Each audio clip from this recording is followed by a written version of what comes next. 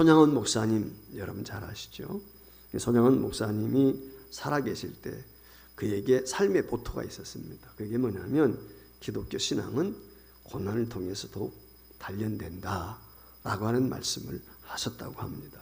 그래서 이 목사님은 교회와 민족을 위해서, 하나님 나라와 의를 위해서 하늘에 썩어질 미랄이 되기를 소망하신 분입니다.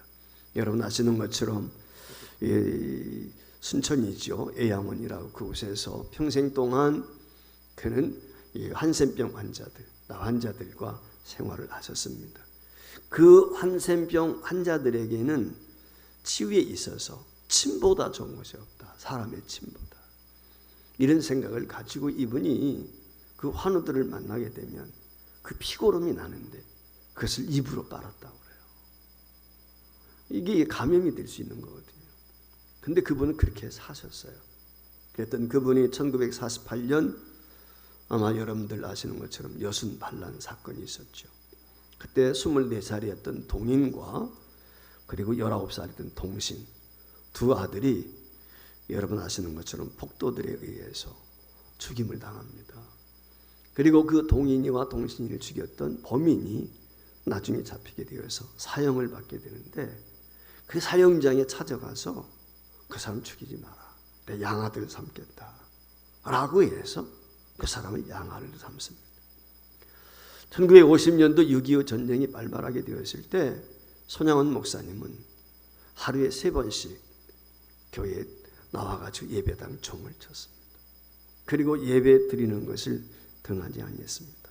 그렇게 예수를 사랑하고 교회를 사랑하고 한센병자들을 사랑했던 분, 그분이 손양원 목사님인데 여러분 아시는 것처럼 1950년 9월 28일 그가 공산 도배들에 의해서 순천에 있는 미평 가수원이라는 곳에서 죽임을 당하죠. 공산당에 의해서. 즉 순교하게 됩니다.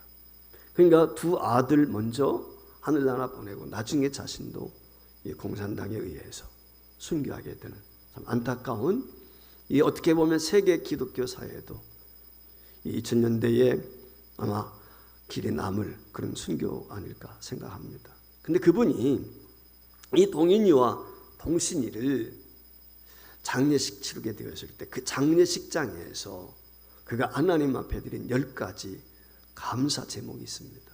너무 유명한 것인데 아마 여러분들이 이미 들으셔서 아시겠지만 다시 한번 소개해드리고 싶습니다. 첫 번째, 나 같은 죄인의 혈통에서 순교의 자식을 나오게 하셨으니 하나님 감사합니다. 이게 첫 번째였어요. 두 번째, 허다한 많은 성도들 중에 어찌 이런 보배들을 주께서 하필 내게 주셨는지 그 점 또한 주께 감사합니다. 세 번째, 3남 3녀 중에서 아마 자녀가 6이었던 것 같아요. 가장 아름다운 두 아들 장자와 차자를 바치게 되는 것을 축복인 줄 알고 하나님 앞에 감사합니다. 네 번째, 한 아들의 순교도 귀하다 하거늘 하물며 두 아들의 순교이겠습니까? 하나님 참 감사합니다. 다섯 번째, 예수 믿다가 누워 죽는 것도 큰 복이라 하는데 하물며 전도하다가 총살 순교 당했으니 이 어찌 하나님 감사하지 않겠습니까? 여섯 번째, 미국 유학 가려고 준비하던 내 아들 미국보다 더 좋은 천국 갔으니 내 마음이 안심되어 하나님 감사드립니다. 일곱 번째, 나의 사랑하는 두 아들을 총살한 원수를 해계시켜 내 아들로 삼고자 하는 사랑의 마음을 내게 주신 하나님 앞에 감사합니다. 여덟 번째, 두 아들의 순교로 무수한 천국의 아들들이 생길 것을 믿어지니 우리 아버지 하나님께 감사합니다. 아홉 번째, 이 같은 역경 중에서 이상 8가지 진리와 하나님의 사랑을 찾는 기쁜 마음, 여유 있는 믿음 주신 우리 주 예수 그리스도께 감사합니다. 열 번째, 나에게 분수에 넘치는 과분한 큰 복을 내려주신 하나님께 모든 영광을 올려드립니다. 이것이 하나님 앞에 드린 10가지 제목이었어요. 그러면서 장례식장에 참여한 분들에게 이렇게 이야기했습니다. 이 일들이 옛날 내 아버지 어머니가 새벽마다 부르짖던 수십 년간의 눈물로 이루어진 기도의 결정이요, 나의 사랑하는 한센병자 형제 자매들이 23년간 나와 내 가족을 위해 기도해 준 그 성령의 열매로 믿어 의심치 않으며 여러분께도 감사를 드립니다. 이게 손양원 목사님이 두 아들의 순교 장례식장에서 드린 감사 기도입니다. 근데 말로만이 감사가 아니었어요. 이 손양원 목사님이 감사 헌금을 준비했습니다.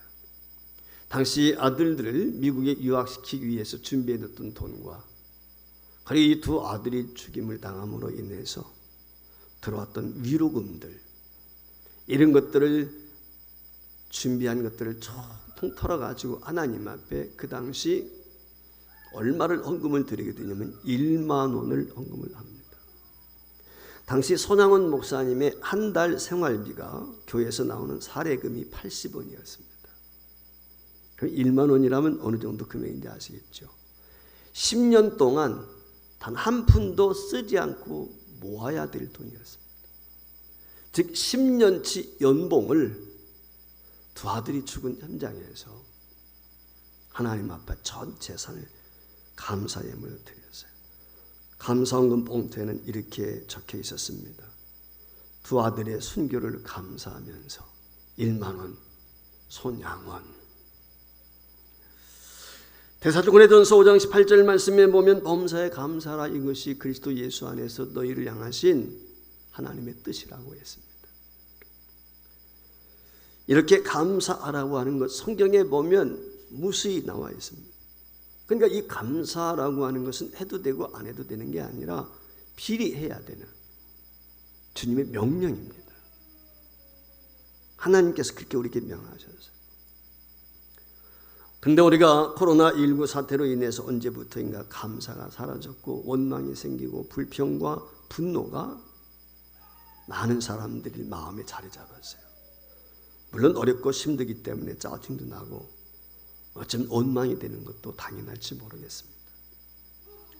그러나 한 번 더 생각해 보면 우리가 이런 상황에서 원망하고 불평한다고 해서 상황이, 환경이 바뀌어지는 것도 아니잖아요. 여러분들 삶을 살면서 경험해 보지 않습니까? 어려운 가운데 있을 때, 환난 만났을 때 내가 불평하고 원망한다고 해서 그것이 바뀝니까? 바뀌지 않잖아요. 오히려 내 마음이 불편하죠. 그 원망하고 불평하다가 어떻게 돼요? 사실 이게 죄만 지게 되는 거거든요. 하나님이 가장 싫어하는 죄 중에 하나가 원망이거든요. 불평이거든요. 그러니까 사실은 환경이나 사람에 대한 것이지만 궁극적으로 그것은 하나님께 대한 것이거든요. 왜냐하면 환경을 허락하신 분도 하나님이고 상대를 내게 주신 분도 하나님이라고 생각할 때 모든 주권이 하나님께 있다고 보면은 어떤 상황이 되었든지 그 자체가 하나님의 허락하심 속에 있기 때문에 내가 불평하고 원망한다는 것은 결국은 하나님께 대한 것이죠. 그러면 이렇게 힘들고 어려운 상황일수록 우리가 어떻게 해야 되느냐? 감사를 회복해야 돼요. 그래서 지금은 감사를 회복할 때, 왜 그럼 우리가 감사를 회복해야 될까? 첫 번째 이유는 감사는 원망과 다툼을 사라지게 하는 열쇠가 되기 때문에 그렇습니다. 본문 말씀 잘 아시죠? 욥에 대한 이야기 너무 잘 압니다. 사실 욥이 특별하게 하나님 앞에 죄진 것 없습니다. 잘못한 거 없습니다. 근데 엄청난 고난을 경험합니다.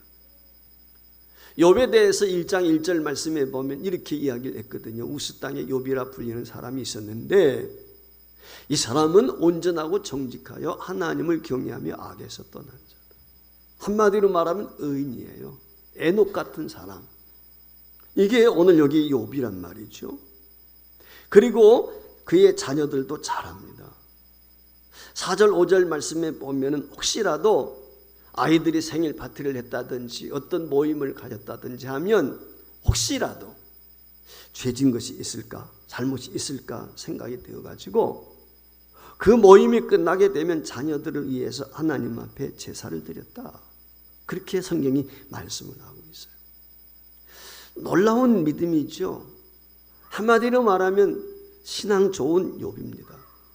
그런데 이 욥에게 어느 날 갑자기 10 자녀들이 순식간에 죽임을 당합니다.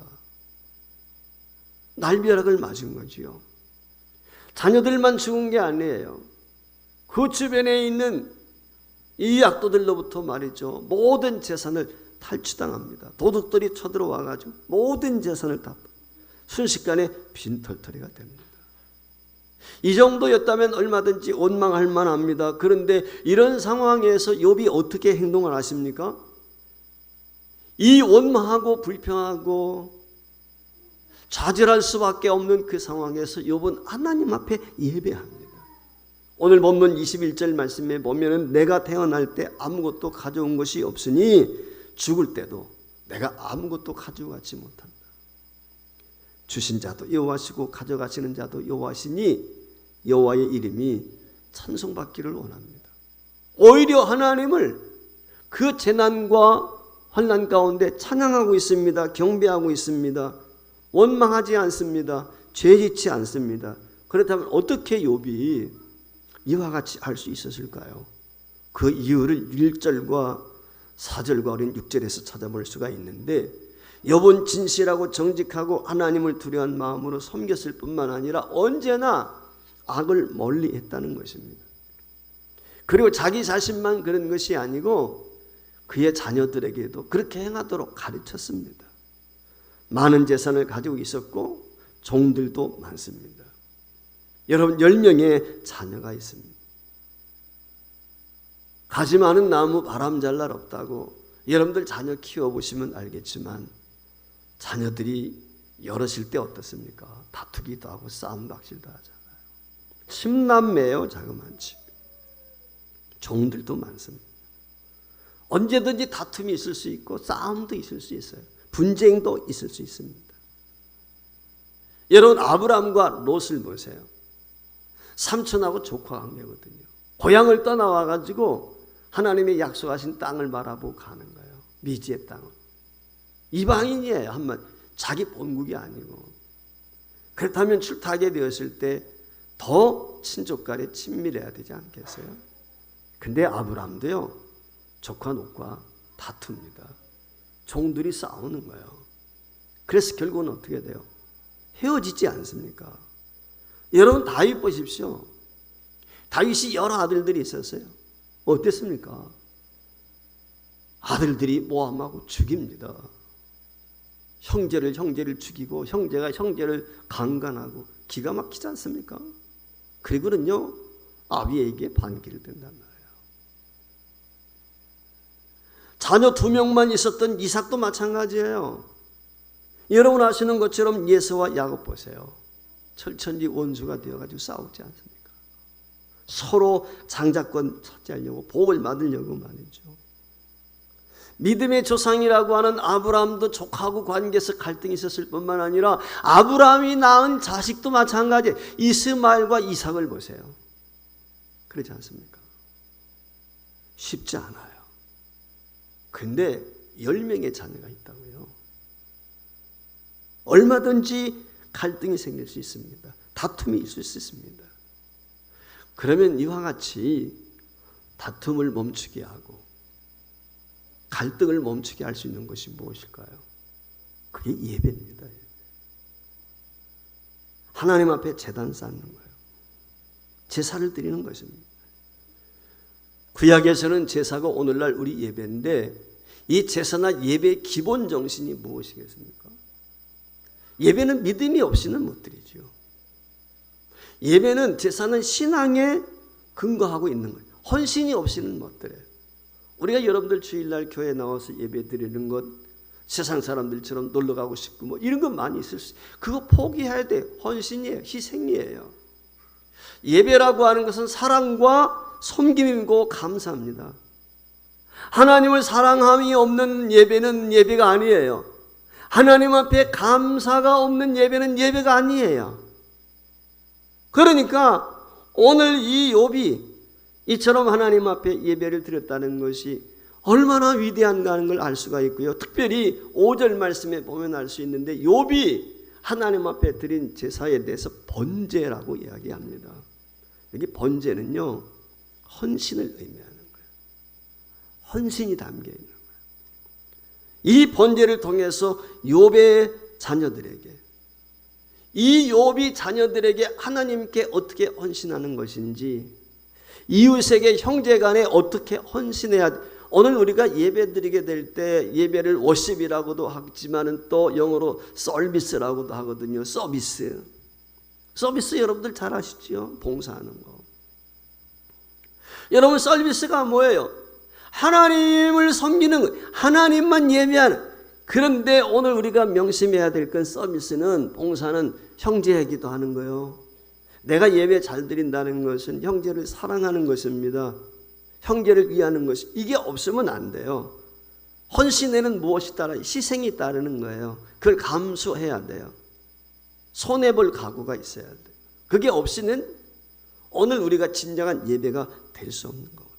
그러니까 이 욥이라고 하는 사람은 가정의 재단을 쌓으면서 하나님을 경외하는 것은 물론 있지만 형제 간에 어떻게 지내야 되는지, 어떻게 섬겨야 되는지, 어떻게 배려해야 되는지, 그걸 삶을 통해서 가르치고 있는 거예요. 욥이 이런 상황에서도 도리어 찬송하고 감사할 수 있었던 것은 사실 이게 하루아침에 된 게 아니거든요.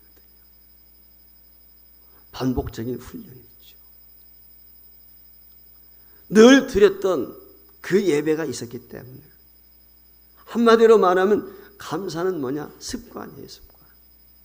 어느 날 갑자기 감사할 수 있는 게 아니에요. 범사에 감사하라, 늘 감사할 수 있는 건요, 습관이 돼야 돼요. 감사가 습관화되어 있지 않으면 입에서 나오는 것은 당연히 무엇일까요? 불평이고 원망이고 짜증이죠. 우리가 살다 보면 원망과 다툼이 일상이 되기가 쉽습니다. 따라서 우리가 연습해야 돼요. 무엇을? 감사를 연습해야 돼요. 살면서 원망과 다툼이 가득할 때 감사는 바로 이 원망과 다툼을 사라지게 하는 열쇠가 되는 것입니다. 그래서 우리는 주님의 명령과 뜻대로 감사를 회복해야 돼요. 바로 지금은 감사를 회복해야 돼요. 두 번째, 왜 감사를 회복해야 될까요? 이유는 우리 마음의 평안을 얻기 위해서 그렇습니다. 주님은 왜 감사를 강조하셨습니까? 감사하는 자에게 마음의 평안이 있다는, 즉 심령 천국이 있는 것입니다. 평안이라고 하는 것은 하나님이 주시는 선물이에요. 평화로다. 하나님 주신 선물. 어디서 내려와요? 하늘로 내려오는 거예요. 주님이 주셔야 되는 거예요. 은혜예요, 이게. 여러분, 오늘 본문의 욥을 보십시오. 자녀들이 죽었습니다. 재산이 없어졌습니다. 심지어 나중에는 어떻게 해요? 자기 자신도 몸에 병이 듭니다.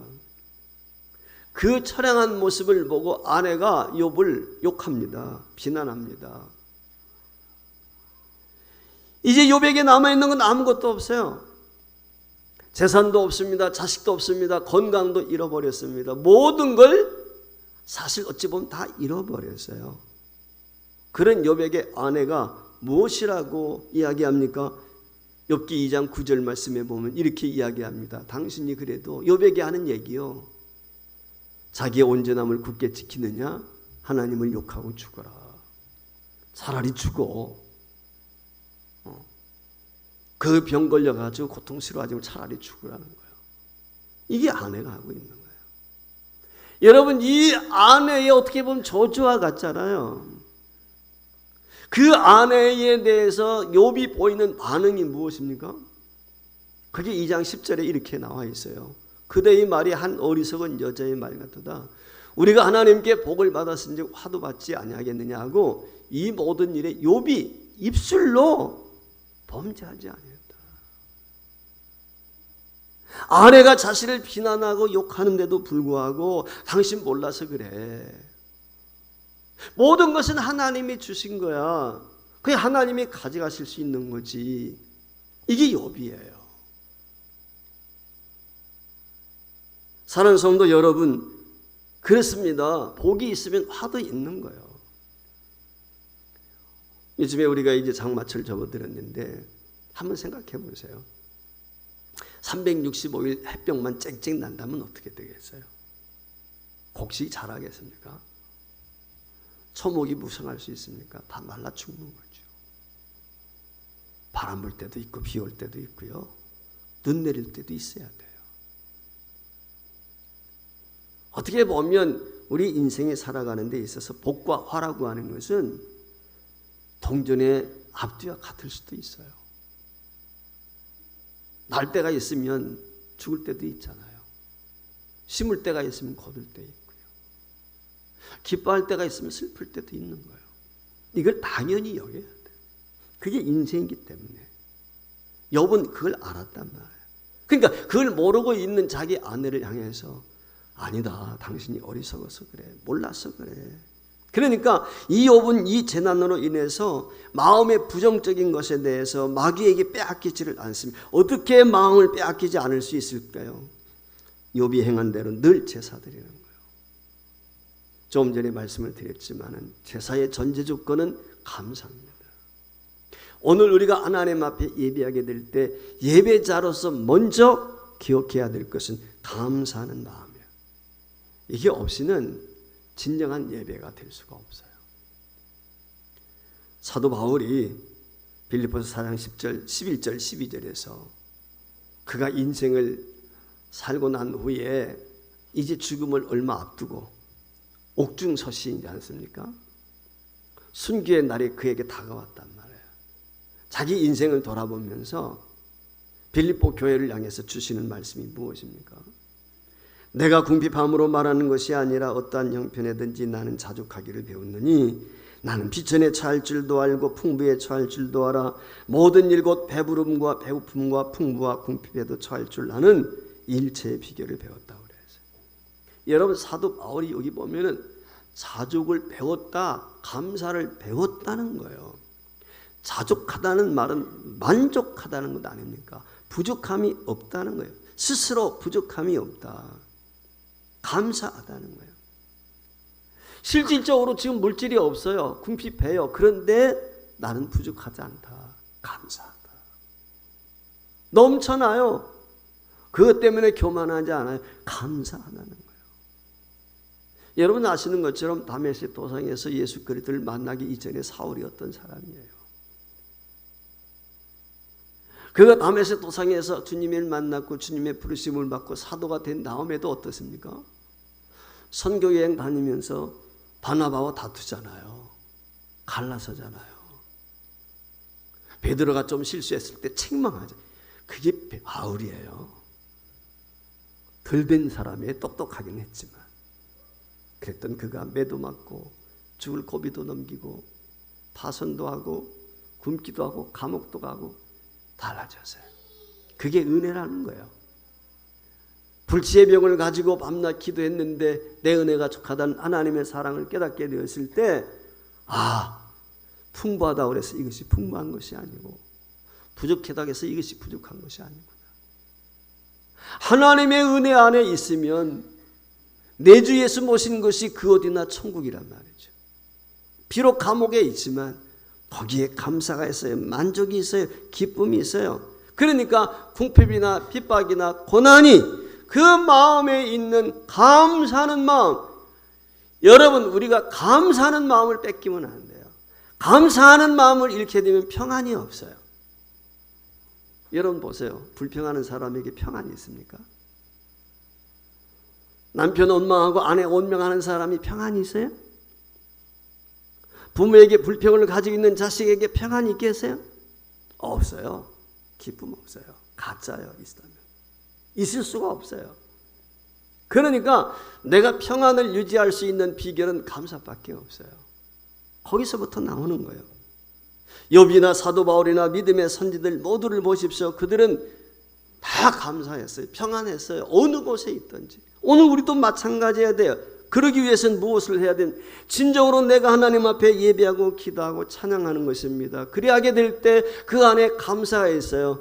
그 안에 평안이 있는 것이죠. 그 감사가 내 마음에 있는 한 내 마음의 평안을 빼앗을 수 없어요. 우리 주님이 그러셨어요. 내가 주는 평안은 세상이 주는 평안이다. 내 안에 있는 평안을 빼앗을 자 없다. 할렐루야. 뺏기지 않아요. 환경 때문에 아니에요. 세상에 그 어떠한 것이 조금 전에 손양원 목사님 말씀을 드렸던 것처럼 자식이 자신이 뽀른 앞에서 죽임을 당해도 평안한 거예요. 내가 죽어도 평안한 거예요. 이게 십자 신앙인 거거든요. 여러분, 감사가 사라지면 어떻게 돼요? 자동적으로요, 사람은 감사가 사라지게 되면 불평하게 돼 있어요. 원망하게 돼 있어요. 그뿐이 아니에요. 감사가 사라지면 마음이 불안해요. 평안이 없습니다. 안절부절하는 것입니다. 욥은 어려움 중에도 환난 중에도 감사를 결코 빼앗기지 않았습니다. 그것은 그 안에 감사를 잃어버리지 않는 훈련된 마음 뭐예요? 예배지요. 기도지요. 이게 일상이 되어 있는 거예요. 왜 가정 예배를 드립니까? 왜 제가 가정 예배를 강조합니까? 다른 데 있지 않아요. 바로 여기에 있는 것입니다. 가정이 평안해야 나라도 평안해요. 가정에서 평안하지 못한데 밖에 나가서 정치하고 말짱 도루묵이에요. 그렇지 않습니까? 보시면 아시잖아요. 가정도 제대로 다루지 못하는 사람이 무슨 뭘 하겠습니까? 가정 평안입니다. 그건 내가 평안해야 돼요. 내가. 남편이, 아내가, 부모가 그렇지 않습니까? 그래야 자식들도 평안한 거거든요. 부모가 평안하지 않는데 어떻게 자식이 평안해요? 어릴 수 없어요. 그건. 이 평안 바로 감사합니다. 남편을 봐도 감사하고 아내를 봐도 감사하고 자식을 봐도 감사하고, 야, 어떻게 네가 우리 가정에 와서 너 같은 것이 어떻게 내 아들 딸이 되어서 참 고맙다. 여러분, 이 감사가 있을 때 그때 평화가 있어요. 왜 감사를 회복해야 됩니까? 세 번째 이유가 있습니다. 그것은 바로 모든 일이 형통케 되는 열쇠가 되겠다. 형통의 비결이에요. 자, 욥기서에 쭉 읽다 보면은 친구들이 찾아와 가지고 욥과 변론하죠. 욥을 정죄하기도 하죠. 하나님의 사자가 나타나서 한 방에 정렬을 해버리죠. 그리고 나서 욥기 42장 마지막 장에 가게 되면 어떤 일들이 일어나게 됩니까? 특별히 10절 말씀에 보면 이렇게 이야기합니다. 욥이 그의 친구들을 위하여 기도할 때 여호와께서 욥의 공경을 돌이키시고 여호와께서 욥에게 이전 모든 소유보다 갑절이나 주셨다.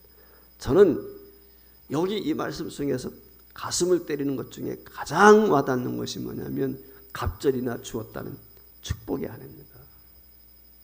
앞에요, 바로 앞에. 욥이 자기를 비난하고 너 죄졌지. 욥을 정죄했던 사람들 아니에요, 친구들이. 신란했던 사람들. 근데 그들의 허물과 죄를 위해서 욥이 기도해요. 하나님은 그 기도를 들으시고 그들을 용서해 주었다는 거예요. 여러분, 이건 명심해야 돼요. 원망이나 불평은요, 사람이나 환경이나 상대가 있잖아요. 근데 실제는 누굽니까? 하나님께 하는 거야. 하나님께. 이스라엘 백성들이 와 광야에서 죽었어요. 원망하다가 죽었잖아요. 모세 원망 아니에요. 모세를 세우신 하나님을 원망하는 거예요. 남편 원망, 누구 원망? 하나님 원망하는 거예요. 아내 마찬가지. 하나님이 내게 허락하신 사람이니까. 여러분, 이걸 알아야 돼. 욥은요, 이와 같이 자기 친구들을 위해서 기도하게 됐을 때 하나님께서 그들을 용서해 주죠. 그리고 공경에서 돌이키시고 이후에 140년간을 더 살게 하고요, 자녀손 4대를 더 보게 합니다. 10아들 딸들 주셨어요. 어려움을 당하기 그 이전에 낙타를 비롯해서 염소라든지 양이라든지 이런 것들 배를 더 주셨어요. 모든 것들을 형통케 하셨어요. 여러분, 4대 손을 보려면은 몇 살을 더 살아야 돼요? 성경에 140년을 더 살았다니까요. 욥의 자녀들이 다 죽었으니까 나중에 10남매 낳아가지고 그 아이들이 손자 낳고 4대 손, 한 세대가 30년이라도 120년 아닙니까? 4대면은. 이게 하나님이 주신 거예요. 그러니까 물질의 복뿐만 아니라 가문의 재물에 대한 복뿐만 아니라 주님은 무엇까지 주셨어요? 장수의 복도 주셨는데 더 큰 복은 사실 어떻게 보면은 욥이 친구들을 위해서 기도했다는 것은 제사장이 제사장. 그 시대의 제사장. 오늘 우리가 왕 같은 제사장이, 오늘 우리가 누구를 위해서 기도합니까? 이웃들을 위해서 기도하게 될 때 이웃의 허물과 연약한 것들을 놓고 기도하게 될 때 하나님이 그 기도를 들으시고 그들의 허물을 사하시고 그들을 구원하신다면 이것보다 더 큰 감격과 기쁨이 어디에 있겠습니까? 그런데 만약에 욥이 원망하고 불평했다면 오늘 욥기 42장에 기록된 이런 놀라운 축복, 형통의 은혜를 경험할 수 있었겠습니까? 그렇습니다. 여러분, 감사가요 형통의 열쇠입니다. 요셉을 보세요. 형들의 모함 받아서 노예로 끌려가고 감옥에 가고 그래도 감사하잖아요. 다니엘 보세요. 자기를 죽이려고 모함하는 사람들이 보고 있는데도 예루살렘으로 향한 성전 뭡니까? 창문을 열어놓고 감사하지 않습니까? 죽었습니까? 사자굴 속에 살아갔죠. 살아나잖아요. 이게 형통이에요. 다윗을 보십시오. 수많은 적들이 있었고 장인인 솔로몬 왕 뭡니까? 사울 왕이 자기를 죽이려고 하는데도 하나님이 지키시고 아니하지 않습니까? 모든 고난과 시련 가운데도 감사의 삶을 살았던 우리 믿음의 선배들, 그들을 한번 기억했으면 좋겠어요. 여러분, 감사가 축복의 열쇠입니다. 설령 이런 복을 받지 못한다 할지라도 그 마음에 평안이 있고 감사가 있으면 그 인생이 행복한 것입니다. 여러분, 진짜 복이 무엇입니까? 진짜 복은 행복이죠. 아무리 재산을 많이 가지고 있어도 행복하지 않으면 불행한 거예요. 진짜 복은 행복한 거예요. 그렇지 않습니까? 내가 행복한가 안 한가, 이게 중요하거든요. 지식이 아무리 많고 권력이 아니 많아도 행복하지 못하면 그걸 복이라고 이야기할 수 있겠습니까? 그러니까 하나님이 우리에게 주시는 최고의 복은 뭡니까? 행복이에요. 행복. 다른 게 있지 않습니다. 어떤 일을 하든지 행복하게 하는 사람이 그게 행복자예요. 일이 많든 없든 간에 늘 행복한 마음으로. 그런 사람이 있어요. 일이 많으면 많을수록 행복해요. 어떤 사람. 일이 적어도 행복하다고 그러고 수입이 많을수록 행복하다고 적어도 행복 스스로가 행복할 수 있어야 돼요. 이게 하나님이 주신 은혜지만, 그래서 오늘 우리가 감사를 회복해야 돼요. 이동원 목사님 아시는 분들 많죠. 분당의 지구촌교회 원로 목사님이신데 이분이 지난해에 암 투병하다가 둘째 아들이 세상을 떠납니다. 지난해 10월 9일 날 42살의 나이로 아내와, 그러니까 며느리죠, 이동원 목사님 편에서는, 그리고 9살 된 손주 아들이죠, 남겨놓고 이동원 목사님의 둘째 아들 이범이라고, 이분은 국제 변호사인데 잘 나가던 친구인데 갑자기 암에 걸려서 투병하다가 42살에 세상을 떠나게 됩니다. 이범 집사의 천국 환송 예배가 끝난 뒤에 지인들에게 보낸 감사 인사가 있습니다. 그 감사 인사 가운데 이동원 목사님의 메시지가 아들 범과 작별하며 드리는 감사라고 제목이 되어 있어요. 그리고 부제가 되어 있는데, 제가 서두에서 손양원 목사님 10가지 감사 얘기했잖아요. 그 손양원 목사님이 한 감사 10가지, 그 10가지를 통해서 내가 아들 보미를 천국에 보내면서 깨달은 감사 10가지를 기록을 했습니다. 첫 번째, 아들이 그 지독한 암의 통증에서 해방되어 감사합니다. 두 번째, 영광의 나라 천국에 입성하여 감사합니다. 세 번째, 그동안 유모가 많았던 아들로 인해 누린 기쁨을 감사합니다. 네 번째, 단 한 번도 불평 없이 자랑받은 아내와 애교덩어리 손자를 남겨주어 감사합니다. 어려서 게임을 좋아하더니 게임 변호사가 된 것을 감사합니다.